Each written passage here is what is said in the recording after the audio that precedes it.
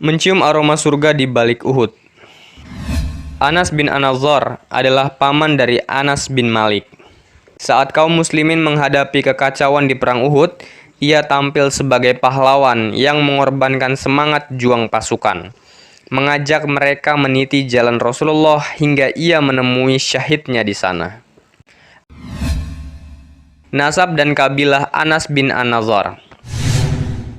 Anas bin An-Nadhr adalah Abu Amr Anas bin An-Nadhr bin Dakhm An-Najari Al-Kharaji Al-Ansari, paman dari pelayan Rasulullah yaitu Anas bin Malik. Memeluk Islam. Anas bin An-Nadhr radhiyallahu anhu memeluk Islam setelah tibanya Nabi Shallallahu alaihi wasallam di Madinah. Meski demikian, Nabi Shallallahu alaihi wasallam tetap memuji baiknya keislaman beliau. Bersama Rasulullah. Dari Anas bin Malik, ia berkata, "Pamanku Anas bin An-Nadhr tak turut serta di perang Badar bersama Rasulullah Shallallahu alaihi wasallam. Ia bertakbir dan berkata, 'Aku terluput dari pertempuran pertama yang dilakukan Rasulullah Shallallahu alaihi wasallam. Demi Allah, kalau Allah nanti mempertemukan aku dengan perang lainnya bersama Rasulullah, Allah akan melihat apa yang kuperbuat.' Ia segan untuk berucap lebih dari itu." Benar saja, Anas bin An-Nadhr ditakdirkan Allah menemui peperangan Rasulullah berikutnya. Ia turut serta di perang Uhud. Ia bertemu Sa'ad bin Mu'adz. Lalu Sa'ad bin Mu'adz menyapanya, "Abu Amr," sapaan untuk Anas bin An-Nadhr. "Abu Amr, hendak kemanakah engkau pergi?" Anas bin An-Nadhr menjawab, "Kucium aroma surga dari balik Uhud." Lalu ia maju berperang hingga terbunuh. Usai peperangan ditemukan di jasadnya ada 80 sekian luka karena sabetan pedang, hujaman tombak, dan tertembus anak panah. Kata Anas, "Bibiku Ar-Rubai' binti An-Nadhr berkata, 'Tak ku kenali saudaraku ini kecuali dari ruas-ruas jemarinya.'" Pribadi mulia. Diriwayatkan oleh Al-Bukhari dari Anas bin Malik radhiyallahu anhu bahwa Ar-Rubai' binti An-Nadhr mematahkan satu gigi seri seorang budak perempuan.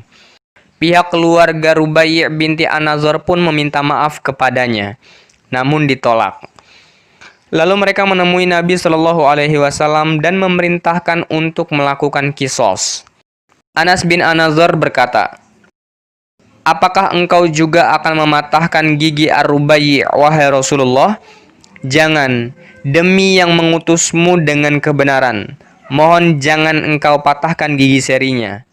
Nabi Shallallahu alaihi wasallam menanggapi, "Hai Anas, kitabullah menetapkan qisas." Pihak keluarga korban pun akhirnya ridho dan memaafkan. Mengomentari hal itu, Nabi Shallallahu alaihi wasallam bersabda, "Sungguh di antara hamba-hamba Allah itu ada seseorang yang kalau dia bersumpah, Allah akan memenuhinya." Maksud Nabi Shallallahu alaihi wasallam adalah Anas bin An-Nadhr. Dia bersumpah atas nama Allah, lalu Allah mewujudkan keinginannya. Tentu ini karena keutamaannya, kualitas ibadah hatinya, dan kepribadiannya yang sungguh mulia, sehingga Allah mengabulkan apa yang ia ucapkan. Bersama para sahabat. Di tengah kecamuk perang Uhud, pasukan kaum muslimin ditimpa kegamangan berat karena ada isu Rasulullah Shallallahu alaihi wasallam terbunuh. Tentu ini sangat berat. Sementara Anas bin An-Nadhr terus berperang. Ia melihat Umar bersama beberapa orang. Ia berkata, "Hei, mengapa kalian duduk-duduk?" Lalu mereka berkata, "Rasulullah telah wafat." Anas kembali berkata, "Lalu apa yang akan kalian lakukan sepeninggal beliau? Bangkitlah, matilah juga di atas jalannya." Kemudian ia terus maju mengayun dan menyabetkan pedangnya hingga ia terbunuh.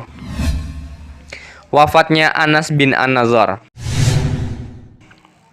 Anas bin An-Nadhr termasuk sahabat yang gugur di perang Uhud tahun 3 Hijriah. Di tubuhnya terdapat 80 luka, ada sabetan pedang, hujaman tombak, dan tertembus anak panah. Saking begitu banyaknya luka, sampai-sampai jasad beliau tak dikenali oleh orang-orang, kecuali saudarinya Rubai'. ia kenal dari ruas-ruas jemarinya.